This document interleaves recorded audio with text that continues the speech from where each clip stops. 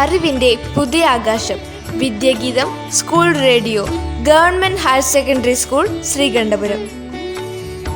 ഇന്നത്തെ ഈ എപ്പിസോഡിലേക്ക് ഏവർക്കും ഹൃദ്യമായ സ്വാഗതം. ഇന്ന് നിങ്ങളുടെ കൂടെ ഞാൻ നയന കൃഷ്ണൻ.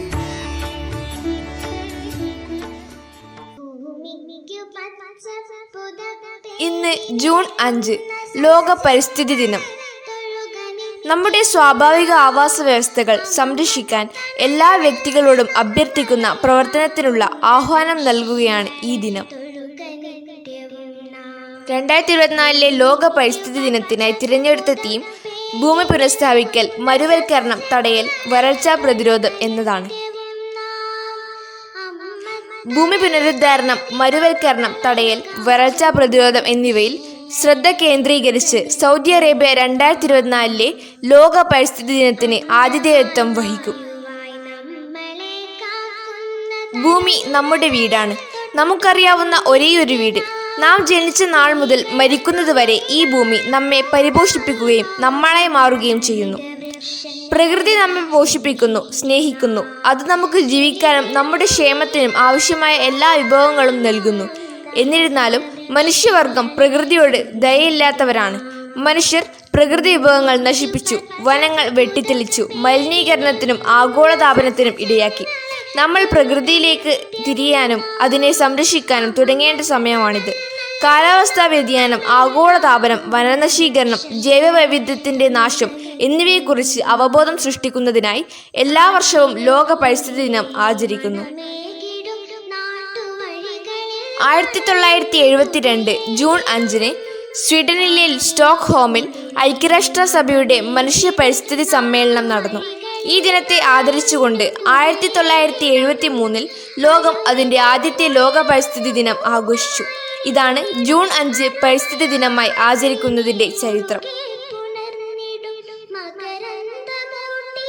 രാസവളത്തിൻ്റെ അമിതോപയോഗം ജലസ്രോതസ്സുകളെ മലിനമാക്കുകയും മണ്ണിൻ്റെ ഗുണനിലവാരം കുറയ്ക്കുകയും ചെയ്യും. കാർഷികോൽപാദനക്ഷമത വർദ്ധിപ്പിക്കുന്നതിന് പ്രകൃതിയുടെ മാർഗങ്ങൾ കൂടുതലായി ഉപയോഗിച്ചുകൊണ്ട് കാർഷിക ആവാസ വ്യവസ്ഥകൾ പുനഃസ്ഥാപിക്കാൻ ഗ്രാമീണ സമൂഹങ്ങൾക്കു കഴിയണം. ആവാസ വ്യവസ്ഥയെ സംരക്ഷിച്ചുകൊണ്ട് ഭക്ഷ്യോൽപാദനം വർദ്ധിപ്പിക്കുന്ന രീതിക്ക് പറയുന്ന പേരാണ് പുനരുൽപാദന കൃഷി, റീജനറേറ്റീവ് അഗ്രികൾച്ചർ. സുസ്ഥിര കൃഷി രീതികളുടെ ഭാഗമായി രാസവളങ്ങൾ സന്തുലിതമാക്കി പ്രകൃതിദത്ത വളങ്ങളുടെ ഉപയോഗവും കീടനിയന്ത്രണവും ഉയർത്തിക്കൊണ്ടുവരണം. സുപ്രധാന ആവാസ വ്യവസ്ഥകളും എണ്ണമറ്റ ജീവജാലങ്ങളും ഇന്ന് ഭീഷണിയിലാണ്. പ്രകൃതിദത്ത ഇടങ്ങളായ വനങ്ങളും പുൽമേടുകളും തടാകങ്ങളും വരണ്ട ഭൂമി മുതൽ കൃഷിയിടങ്ങൾ വരെ ഗുരുതര പ്രശ്നങ്ങൾ നേരിടുന്നു. അതുകൊണ്ടാണ് ഈ വർഷത്തെ പരിസ്ഥിതി ദിനം ഭൂമി പുനഃസ്ഥാപിക്കൽ, മരുവൽക്കരണം തടയൽ, വരൾച്ചാ പ്രതിരോധം എന്നിവയിൽ ശ്രദ്ധ കേന്ദ്രീകരിക്കുന്നത്. ഭൂമിയുടെ വിജയകരമായ പുനഃസ്ഥാപനത്തിന് എല്ലാ തലമുറകളിലും അറിവും പ്രേരണയും അഭിലാഷവും സൃഷ്ടിക്കുന്ന ഒരു സമീപനം ആവശ്യമാണ്. പരിസ്ഥിതി തകർച്ചയുടെ വിനാശകരമായ പ്രത്യാഘാതങ്ങൾക്ക് സാക്ഷ്യം വഹിക്കുന്ന ഒരു തലമുറയുടെ ഭാഗമാണ് ഇപ്പോൾ ജീവിച്ചിരിക്കുന്ന നാം എല്ലാവരും. ഇത്തരം പ്രവണതകൾക്കെതിരെ നടപടികൾ സ്വീകരിച്ചുകൊണ്ട് കാലാവസ്ഥയിലും ജൈവവൈവിധ്യത്തിലും ആഗോള ലക്ഷ്യങ്ങൾ കൈവരിക്കുന്നതിനുള്ള പാതയിലാണ് ലോകം. നമുക്ക് ഭൂമിയുമായി സമാധാനം സ്ഥാപിക്കുന്ന ഒരു തലമുറയായി മാറാം. പുനഃസ്ഥാപനത്തിൻ്റെതായ മഹത്തായ തലമുറ.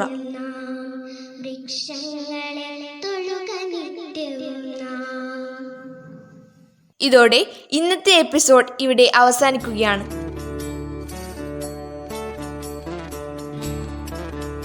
ശബ്ദ സംയോജനം നിർവഹണം രാജീവ് MK. പ്രിയ ശ്രോതാക്കളെ, നിങ്ങൾക്ക് ഏവർക്കും ശുഭദിനം ആശംസിച്ചുകൊണ്ട് പുതിയൊരു എപ്പിസോഡിൽ കാണും വരെ നന്ദി, നമസ്കാരം.